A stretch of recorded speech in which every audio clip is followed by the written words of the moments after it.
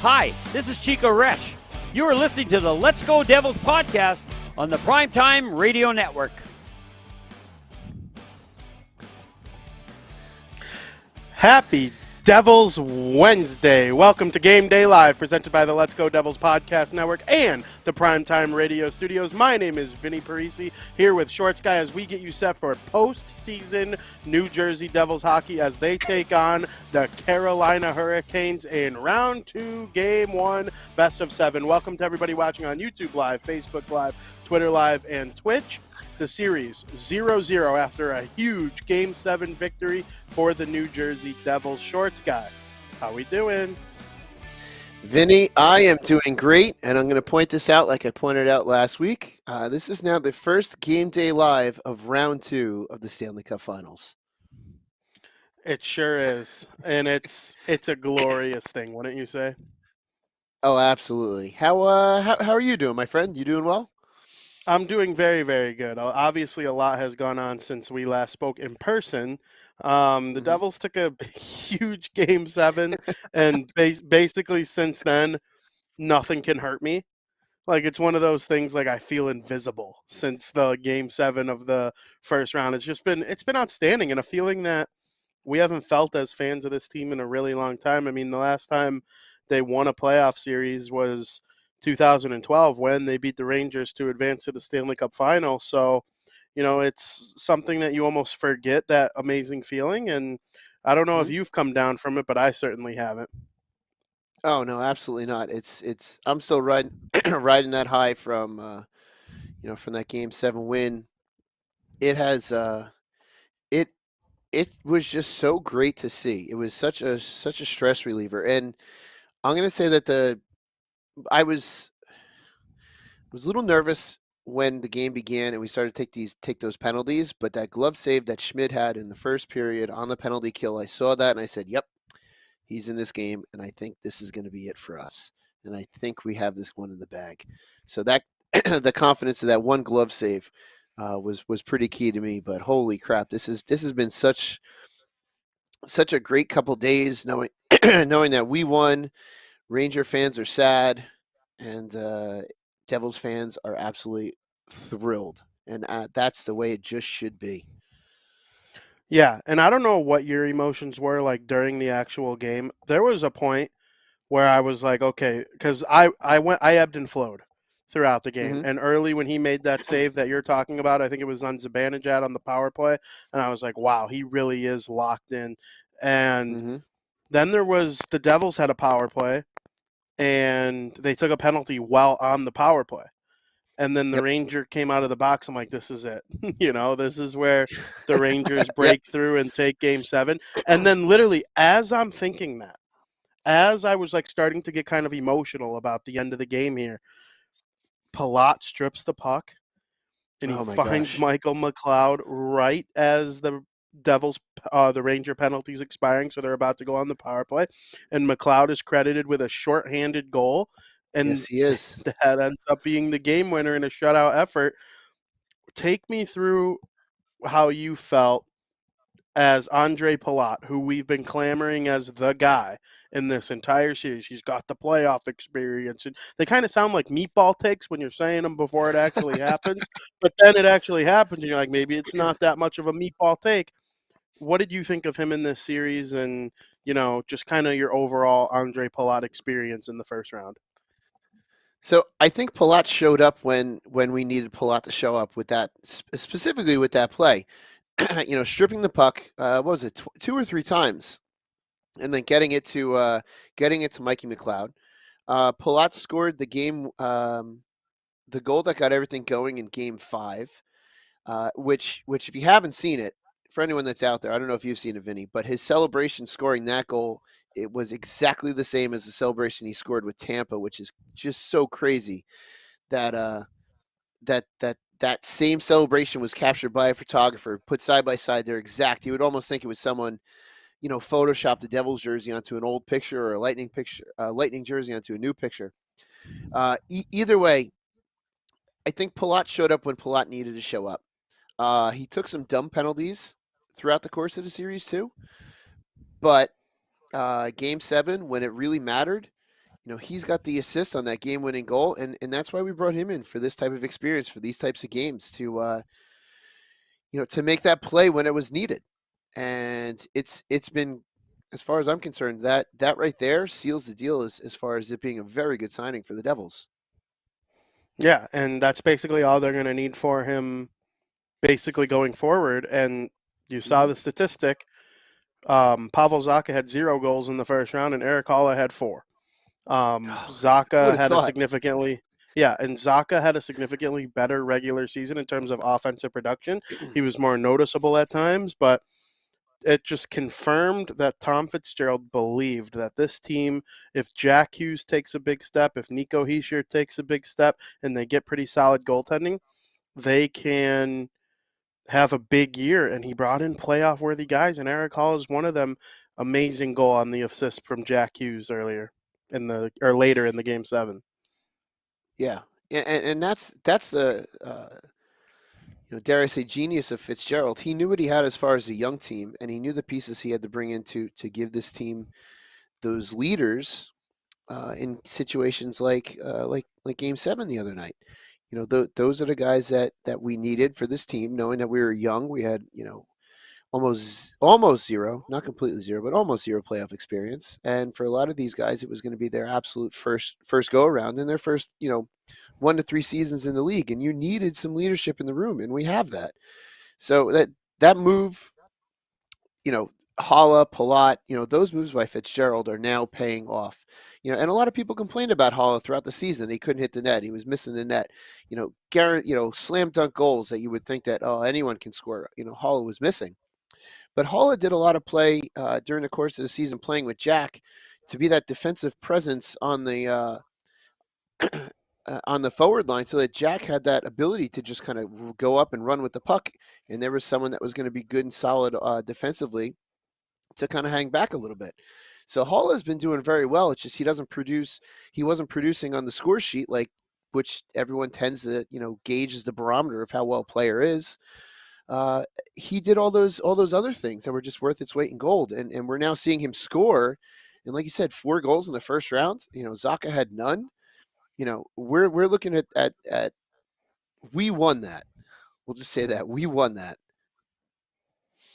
Yeah, I completely agree. And being a goaltender yourself, you know how important that the tides can change in terms of a series based on who's in net and who's playing well. I thought Igor Shesterkin was magnificent, and people get on the Devils for not scoring as many goals in the series as they would like. They did not score more than 3 on Shesterkin. They had a couple empty netters that made it 4-0 in the last 2 wins of the series, but they never put more than 3 past Shesterkin, and I think that's incredible. I think that kind of speaks Meyer didn't have a goal. Bratt just had the empty netter. He sure didn't have one. Well, they all had 20-plus shots. They were all magnificent, and they probably beat some of the other goalies left in the playoffs. I'm not expecting them all to have a goose egg here in the second round.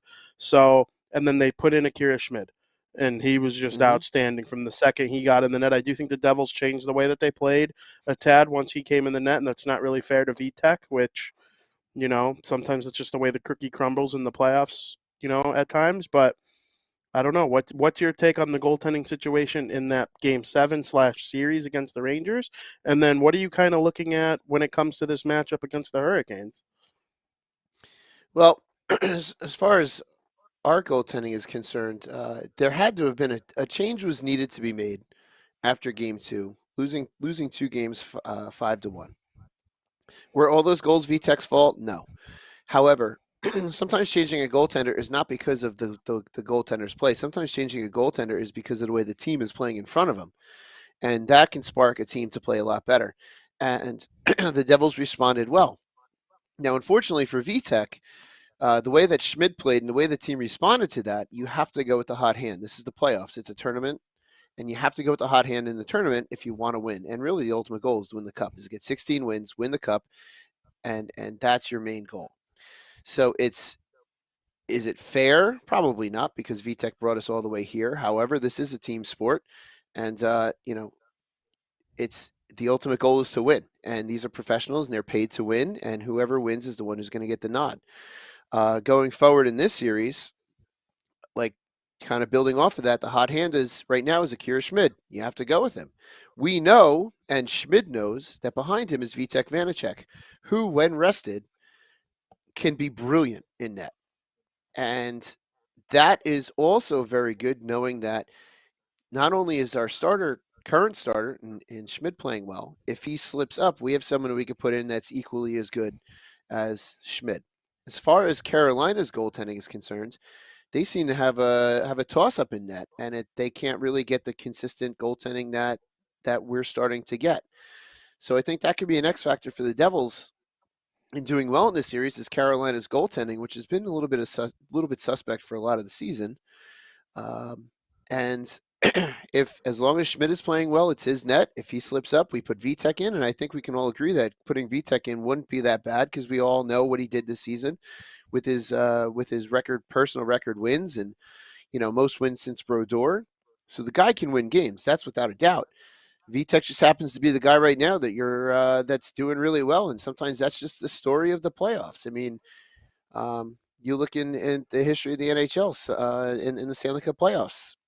Sometimes you get these goaltenders that just go on a hot streak, and they take you all the way to the cup, and they win you the cup.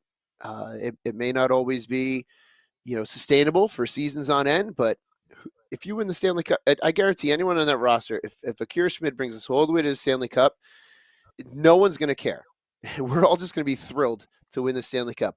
If Schmid falters and Vitek goes in and wins the Stanley Cup, that's all that matters to us is we won the Stanley Cup, because that's really what the ultimate goal in the end. Yeah, absolutely. And that's kind of how I see things when it comes to, some of the forwards that didn't have a goal in the first round. Mm-hmm. Tatar got one in Game 7, obviously. Brack got the empty netter. Hischier made big plays away from scoring goals. He had the great game-winning assist, was outstanding defensively. I thought he made life very hard, and there were times where he was clearly the most dangerous forward on the Devils in terms of the impact on the ice that he can make. And then Timo Meier, chance after chance after chance, and putting pressure on Shesterkin and getting in his head and whatnot.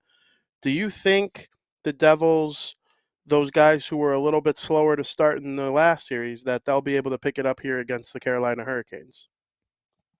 I think offensively, yes, they can. But some of the play that some of the plays Timo Meier did are those those non-scoring plays, those off the puck plays that you need to win a series, especially against a rival, just to really tick off your opposing team.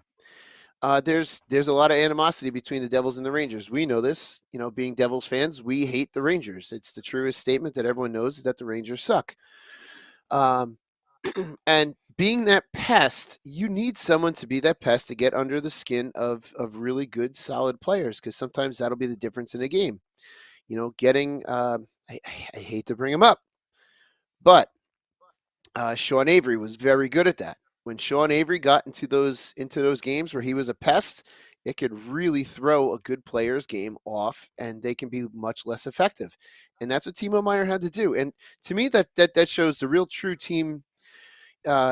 He's willing to do whatever he needs to do for the team to go there and be that pain, and to do what he's doing in the non-scoring situations, take the hits, give the hits, and to play that role just to get through a series. We'd love to see him score, but he's doing all these other off the puck things. I think Nico Hischier is definitely going to start doing more.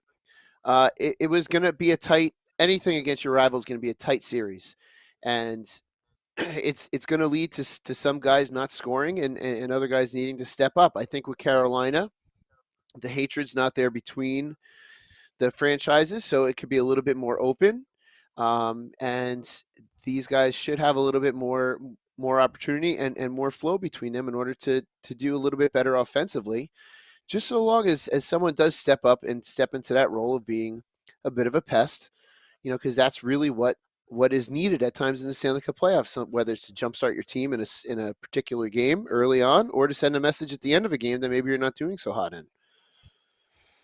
Yeah, for sure. And I completely agree. There's going to be different goals for every player in this series. It's just an entirely different mindset.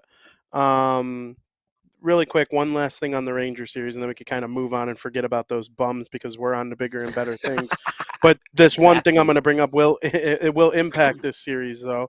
And, of course, I'm talking about Jacob Truba's hit on Timo Meier right there at the end of Game 7. There's a lot of argument online whether or not it's a clean hit, dirty hit, predatory hit. I have a pretty, hard opinion on it. I'm curious to know what you think of it, though.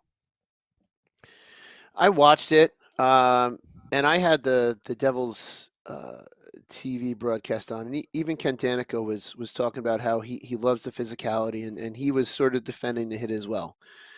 I know it looks like the point of contact is completely the head of Timo Meier. You can make the argument that Timo Meier was bending over a little bit, lowering his upper body. um, Anything to the head, I think, should automatically be looked at because that could be a very dangerous play. I know here in New Jersey, and especially at the high school level, they kind of went a zero tolerance on head contact, and even if it appeared to be head contact, it was a penalty. Timo, to his credit, even though he didn't play in the game, came back onto the bench for the end of the game, and he did shake Trouba's hand, which that's the glory of the NHL playoffs. The Stanley Cup playoffs at the end, you have the handshake line, and it's a mutual respect between the players. I thought it at least should have been at least a 2-minute minor. I think had there been another game, you probably would have seen that hit be looked at by the safety committee with the potential of a suspension. I'm also a little bit surprised that they didn't call what is it? If they call it a major, they can review it and they can back it down, something like that. So I'm surprised they didn't at least call something so that they can go review it and look at the hit. I was not happy with it. I thought it should definitely be some penalty, minimum 2 minutes, for roughing or whatever, because that just looked nasty. And especially when you saw Timo Meier laying on the ice afterwards, I think that was the scariest part of it all. He wasn't moving very much, and we think back to 2003 and the Paul Kariya hit. He was damn near dead on the ice. And he winds up coming back to life and scoring against us later in the game, which was the bummer. But, he came back from that hit. We're also used to the Scott Stevens style hit, which that would have been a Scott Stevens style hit back in the late 90s. And we all would have cheered it. But at the same time, the league is trying to go away from those hits. But it just seemed like they're a little bit inconsistent sometimes with it. So that's my take. But what's your take on it?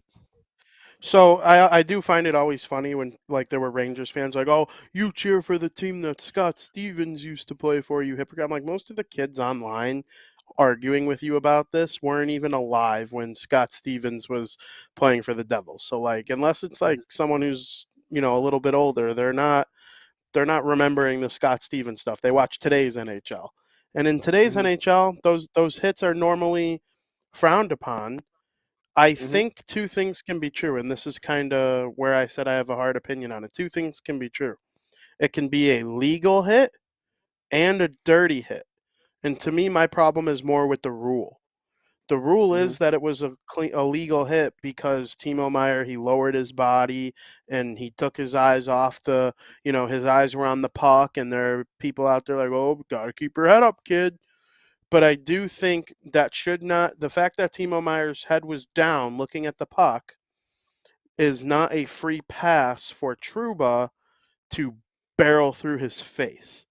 And that's where I kind of veer away from people. It would be a clean hit if he decked him because he wasn't looking, but the principal point of contact was in his head. That to me is like a clean hit. That's hockey, baby. You take your head off of what's in front of you, you get destroyed. It's where his elbow clearly goes into the jaw of Timo Meier. He leads with the elbow all the way into his face. And so I think that's why there's no supplemental discipline. That's why there wasn't a penalty. It follows the rules, but that doesn't mean it's a cheap, dirty, predatory style hit. I have more issue with the rule than the actual, argument at all, because, Trouba's just playing the game the way it's played, the way it's called, the way it's legal.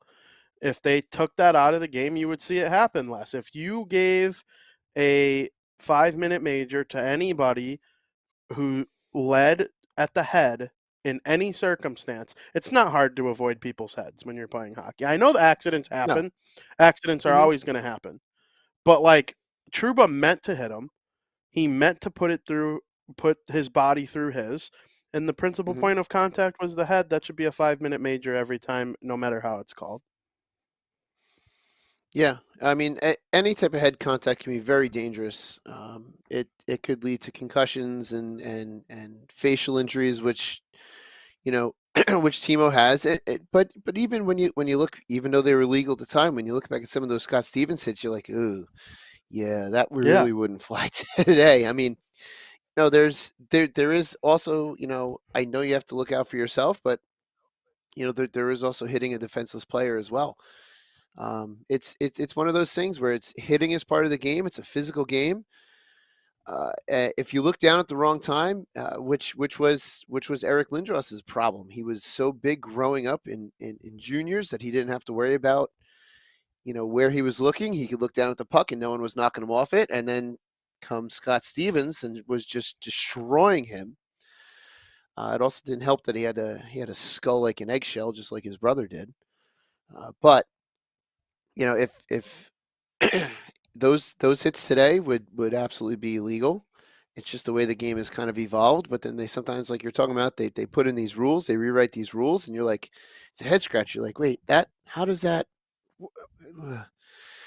It's I think had that been Game 6, it is possible we would have seen something with Truba being hauled into at least a video conference about that hit with some supplemental stuff. But it was Game 7, so doesn't matter at this point.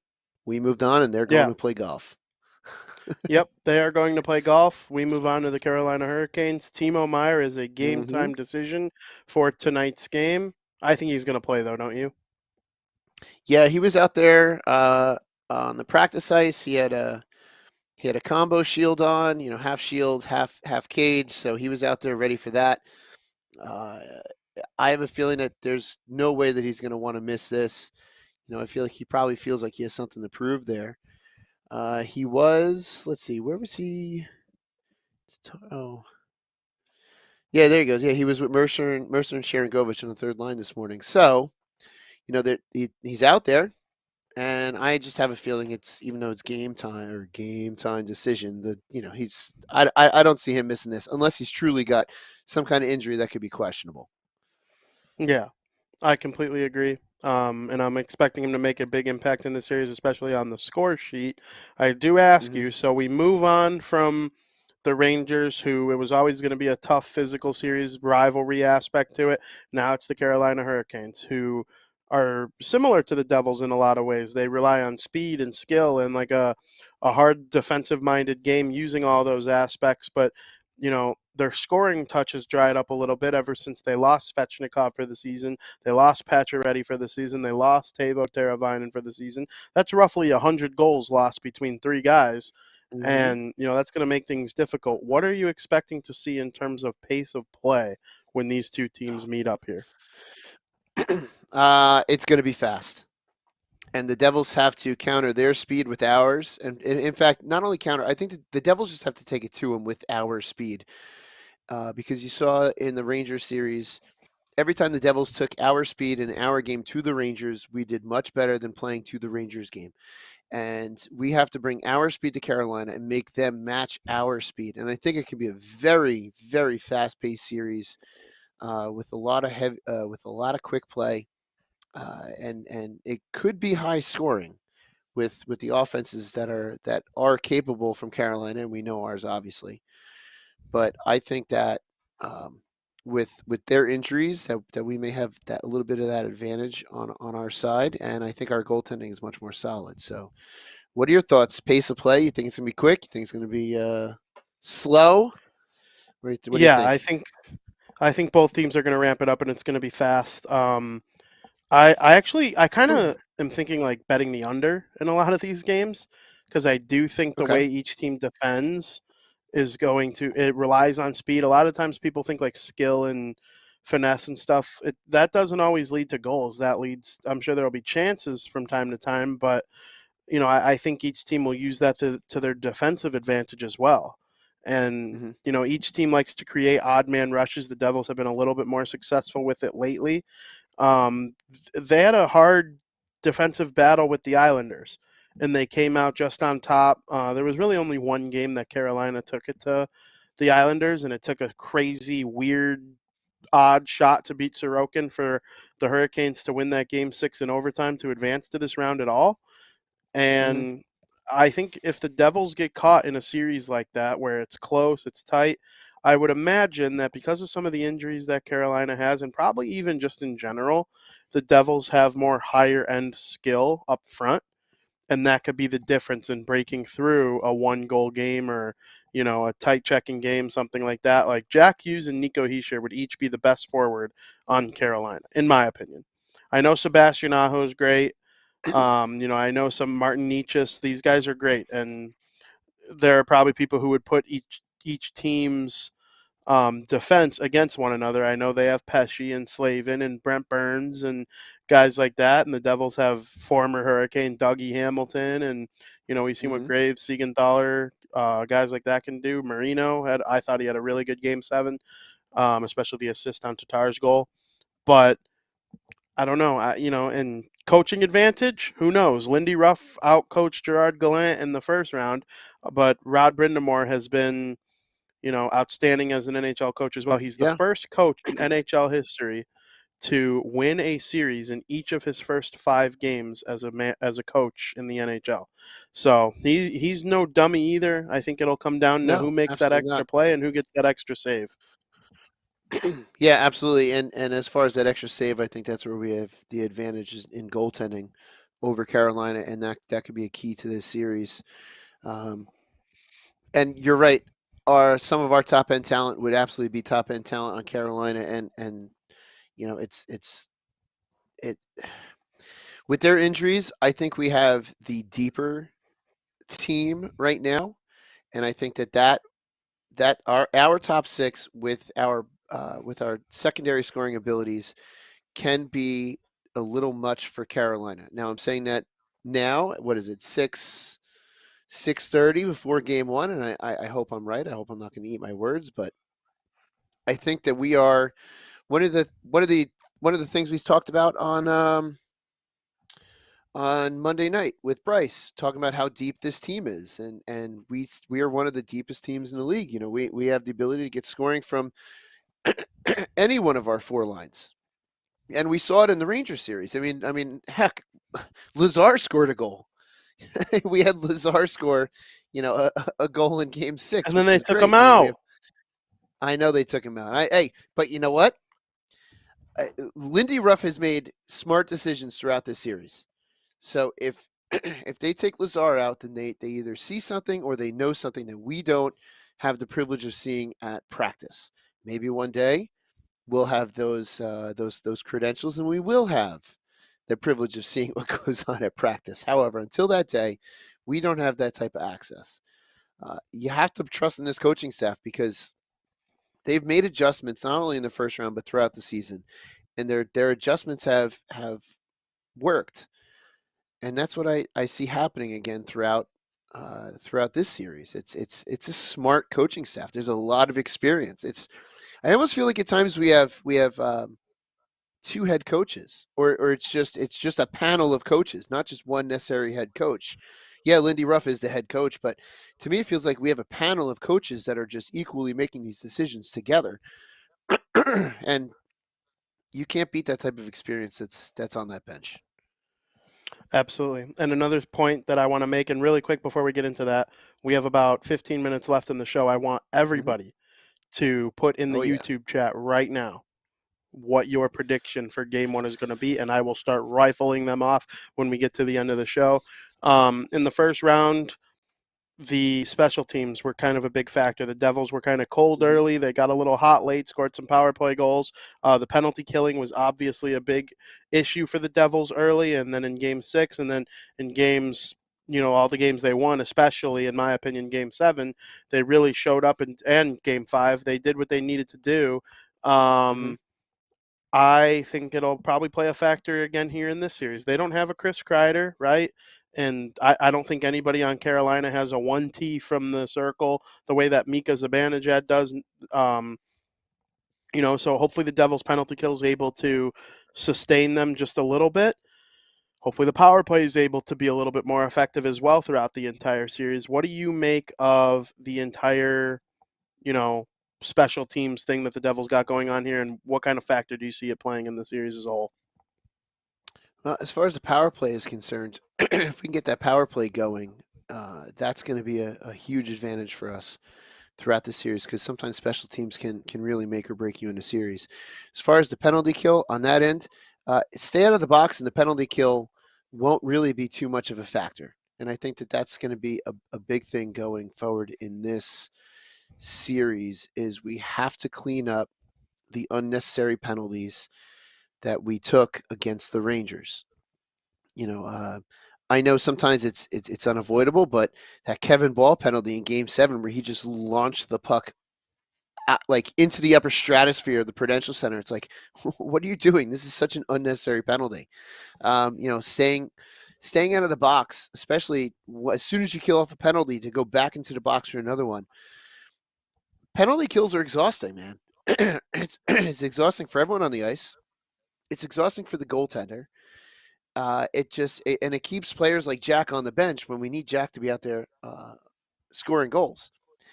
So if you stay out of the box and you kill off because it's inevitable we're going to take a penalty here or there, but you cut out the dumb penalties, and you go from 5 penalties in a game to 2, and that's 4 minutes of time on the kill, and you've got an additional 56 if it stays in regulation for a player like Jack to be on that ice to do what Jack can do. Not that he's going to have a 56-minute shift, but I think you know what I mean. It's more time for Jack to be out and able to do what Jack does, instead of watching our kill try to make sure we don't give one up, and it's more of a defensive style game. For sure. And we have a little bit of breaking news here on Game Day Live. Timo Meier is out for the first game of this series. Wow. He will not play tonight against the Carolina Hurricanes. He just recently showed up to the rink in a suit. He is not participating in warm-ups. He will not play today. What does that mean to you? My fear is that it's an injury that could be more than just tonight. My hope is maybe it's just something that it's just better to take tonight off and go on Friday. Did they say who is taking his spot? No. I will report that as soon as I read it. All right. What do you think of this? What's your take on it? Well, they won a series. Now, Timo Meier did a bunch of things away from the puck that I thought were outstanding. They did win a series without him scoring a goal. And, they're not going to necessarily need him to get in Igor Shesterkin's head this time around, because there is no Igor Shesterkin. I know Fred Anderson and Antti Ranta are pretty good goaltenders. They've had a good year. It's a solid duo, but they're not Igor Shesterkin. So if there was a game for them to be missing him, I would say it would be tonight. We've seen things happen where guys miss games in the playoffs. Timo's going to miss this one. I hope to see the Devils kind of rally around that. They played well against the Rangers when he was doing things other than scoring. I think the things he was doing other than scoring are less needed in this series, as I said. So hopefully the other guys could pick up the slack for him. And they were a great team before they got Timo Meier. It's not like they're going to be putting in a bum as his replacement. You'll probably, I don't know if you'll see Lazar and Wood or Wood and Boquist. I'm not too sure exactly how that's going to roll as soon as I see it. But, doubt it's something that keeps him out for the whole playoffs, right? Like, that just is unlikely. Yeah, hopefully. I mean, with concussion protocols the way they are, and the way that the league takes these head injuries. But if he does have extended time out, then you absolutely have to go back and look at that Trouba hit and say, okay, well, where was the call on that? Then you start reevaluating, well, okay, was that really a clean hit? If the impact afterwards was Timo Meier missed 1, 2, 3, an entire series, then you really have to go back to that Trouba hit and be like, all right, well, that was not as clean as people were arguing. And I know that some Ranger fans were celebrating, which sucks to say, but some were celebrating Timo Meier being flat out on the ice. So it depends. So it's day to day. Playoffs are, games come thick and fast. I agree. I really hope that they rally around it, and that they're able to pick up their play without him there. he's going to wind up being in that locker room at some point. So it's not like he's didn't travel with the team. So he'll have an impact in some way, shape, or form. But according to Amanda Stein, Boquist and Lazar are both warming up at this point. I don't know. I kind of see Boquist over Lazar for this type of situation. I don't know about you, but Boquist seems to be a little bit more offensive minded than Lazar. I'm trying to go back to my picture of the lines from this morning. I would put in I don't know. Boquist too What's your if I thought? had a choice. Boquist? I would go Boquist too because of speed and the hands, and they're not taking out Eric Holla, they're taking out Timo Meyer. So if they were taking Yeah. out someone like Eric Holla, I would consider maybe Lazar in a place like that, like a veteran, been there in the playoffs, stuff like that. But when you're taking out Timo Meyer, a skill player, I think you probably roll Like for with like. Boquist in that case. Exactly. And that's why Not people who want ball out of the lineup for Luke Hughes, I'm like, well, Luke Hughes will replace Damon Severson. Like that's kind of where it's going to end up being like that. Kevin Ball brings something that Luke Hughes doesn't. So that's probably why he plays over him. There are all sorts of different ways to look at strategy and stuff, but I agree with you on the Boquist thing. Yeah, I mean, not that I'm saying that Boquist in for Meyer is a like for like overall, because we know that Meyer is the better player. But like you Yeah, of said, course. it's a skill versus Lazar's a grinder. Boquist is more of a scorer. I'd rather, if we're going to lose the scorer, put in the next best scorer. But this is the beauty of this Devils team throughout the season, because of how deep we are. Because all these guys have playing experience throughout the entire season. Boquist has scored goals for us. Some really decent goals throughout the season. This is what you need for playoff hockey. Timo Meyer's out. He's a top player. He's out of this game. Guess what? Next guy steps up into that spot, and that's the way it is. Let's say it winds up being Lazar. I'm assuming maybe you would move Bastion up or to that line and have Lazar with Wood and McLeod on the fourth line. But I either have way, the lines it's if you're ready for them. yeah. Let's hear it. Yeah, because Boquist is on the third line with Mercer and Cherangovich, so he's drawing in. Okay. Wood is playing with McLeod and Baston, so you got the BMW line together. And then Hall is up with Hughes and Palat, Tatar, Heischer, and Bratt. And yeah, Okay. Siegenthaler, Hamilton, Graves, Marino, Ball, Severson, Schmid, Vanacek. So, the Okay. lineup's very similar to the last game that they won, but instead of Timo Meyer, because of the Jacob Trouba hit to the head, it is Boquist instead. I don't anticipating ever knowing what's wrong with Timo Meyer. It's the playoffs. They don't do that. They're not going to tell you if he has a No. concussion. They're not going to. But the fact that he was there this morning and he was on the third line in rushes with a face mask, that does lead me to believe that it might not be as serious as missing a game could suggest, but also it could not. Yeah, it could just be. I mean, his face looked banged up. Yeah. and it's not to say that he's not willing to play with a banged up face, but sometimes there's just that much discomfort. There's definitely a level of comfort to where if it's going to bother you that much, or it maybe potentially causing him to wince, and his vision might not be there completely. Not to say that his eyes are messed up, but just wincing from pain or not, just what have you. We're not a medical staff. We're not in with the team, so we don't know. So I guess this would classify as a UBI, which is for any of the listeners that may not remember, we used to hear about injuries until the playoffs, and then they became upper body and lower body. It's only in the last couple seasons where everything is one of the two, whether it's regular season or playoffs. So we'll probably find out once the playoff run is over and there's a post-mortem, and I'm sure we'll find out because we're finding out some things from the Boston series of injuries that players had that they played through. And you're right. I completely agree. If he was out there on the third line today with the combo on and skating and taking rushes, then it may not be much. It could just maybe that the level of discomfort is just a little too much to be effective in a game situation. Yes, absolutely. And, hopefully Timo's okay. We obviously want him to get back as soon as we can. So I think it's that time of the show. I think it is We're getting time there. that we we get to our predictions. I said 4-2 Devils in Game 7. It was 4-0. So maybe I'll just Okay. say my prediction from now on.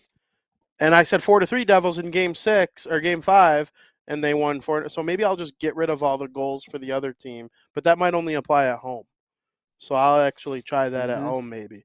But Ryan says 3-1. I'm assuming he means Devils. Steve Engel says 3-2 Devils. Wasn't Steve Engel saying Rangers last series, or am I He thinking may of have someone been. else? I can't Philip, remember. My memory's terrible. me too. Philip says 3-1 Devils. Felix says 2-1 Devils. Nick says 4-2 Devils. Select the Boy says 4-2 Devils. Ramona Rice says 4-1 Devils. I like it. What is your prediction for tonight's game in Carolina? Game 1, round 2, best of 7. My prediction I had is that backwards. Round 2, game 1. round 2, game 1. Yeah. All right. So my prediction, and I had this typed out, and here comes the incredible Samu joining us for prediction time. Yeah, thanks for holding the fort, guys. Yeah, not a problem. Hey, Vinnie and I know how to talk. We know how to talk Devils hockey specifically. We can pontificate. Yeah. we can pontificate as long as we need about this team, especially. All right, I got to go for another couple hours. See ya. And there he goes off in that direction. All right, so nobody's ever accused me of having a problem with talking ever. I talk for a living. I'm a storyteller. I talk for a living. So my prediction.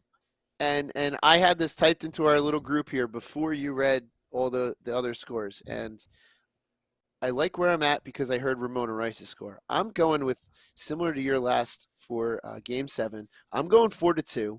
I feel good about that because Ramona Rice is 4-1, and Ramona Rice is usually pretty good. So I'm saying 4-2 Devils tonight. Sam? No, I'm yours. Can you guys hear me? Yeah, we can hear you. Okay, sorry. I'm usually the one that goes last, right? All right, fine. We'll let you go last, Yeah. so you could copy us. No, I'm totally kidding. I already know your prediction, but you made it in time to give it live on air. I'm actually pretty much in line with both of you guys, though. I think the Devils are going to win this game 4-2.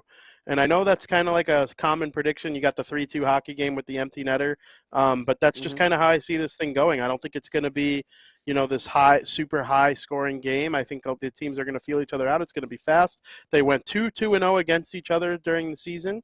So they do know each other, but there's no Kochetkov in net anymore for Carolina. It's going to be Fred Anderson in net with Ranta backing him up. So, I think the Devils' high-end skill, as I said, will be the difference in the end. So 4-2 Devils.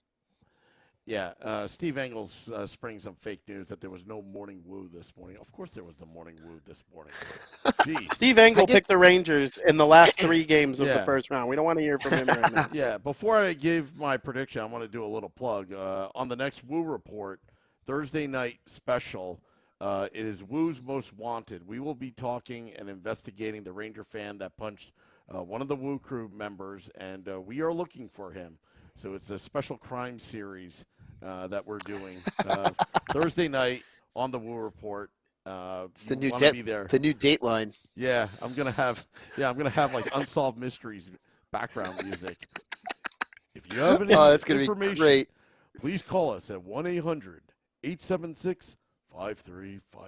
I still remember that number because I used to prank that number all the time. I know where Jack the Ripper is. Anyway, 5-2 Devils. 5-2 Devils, guys. Okay. Yeah. I think they're going to come out. Timo not being in the lineup does not scare me one bit, not because I think he sucks. I think it's because they know how to play without him before they made the trade. So, yes, they're going to miss his physical presence. They're going to miss having him be a marked man. But at the same time, they've beaten the Carolina Hurricanes without Timo Meier in the regular season.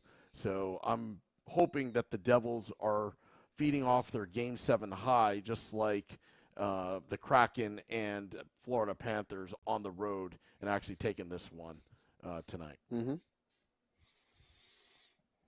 Very good. Very good. I mean, I like the predictions all around.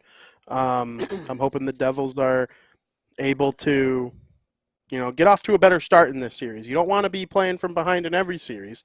You face some adversity. Now keep the gas on the pedal. Keep the gas on the pedal. Mm-hmm. It starts tonight. You've won 4 of your last 5. Keep it going. Yeah. Absolutely. Hey, real quick, before we close out, because I believe Sam's looking for that music, just to give the listeners a little bit of an update. I can hear Sam clicking away. Yeah. Before round 1 started, we had a giant prediction night on the Let's Go Devils podcast where all of the members of the podcast family gave their predictions. Vinnie, you are currently sitting in third with 13 points from the first. 13 points in the first round. In second place is Beer Baron with 17. And in first place right now, because this might not last very long, so I want to point this out now just so I can get it out there. Currently in the lead with 19 points is none other than Shorts Guy. How I did it, I don't know. But I'm currently in the lead. You got lucky with the Kraken. I got lucky. No, not really. The Eastern Conference. I was almost perfect with the Eastern Conference. The only series that I was not correct in was the Devils series. It's the Devils in 6. It was Devils in 7. So, but I just want to let you know you're currently sitting in third. You're sitting in third with 13 points. The Kraken did help me, and the Panthers helped me as well. Panthers were a big help. What did I do? But you, Sammy, are currently tied with 11 points with Scotty and Nick Villano and Billy Dean.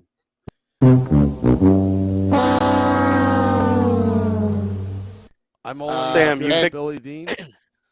Yeah, Sam you're tied picked with the Billy Devils Dean, to win with every Nick, series. Scotty. I know. However, the Anaheim Ducks and the Chicago Blackhawks of the standings, tied with 10 points each, are Schwim and Esteban from Hockey on Tap. Sammy, we'll have to discuss with them about the perfect game that they witnessed last night in our hockey league. Oh, okay. So when we get a moment with them, we'll have to discuss that. So, all right. but just want to throw the standings out there, and we have round 2 predictions, and we're all good to go with that. So we'll see what happens after round 2. Okay. Now I got to find that music because I actually went out, gallivanted, and played that loser music. Oh, you got distracted. There it is. Yeah, there we go. All right. Just remember, Devils After Dark, after the game, Scotty at Sirius XM, Liquid Metal, and I will recap the game that was. Also, remember, Sunday, big podcasts outside of American Whiskey on Edison Place on the big stage. Both Game Day Live and Devils After Dark will be out on Edison Place. Be there, be square. Also, I put out a reward. If you have any information who that Ranger fan is, he should at least apologize. Let the podcast know. And if your information helps lead to the identity of this Rangers fan, dinner's on me at American Whiskey, and you'll be a special guest on the big stage. A hero's welcome after that. Well, till next time, let's go Devils.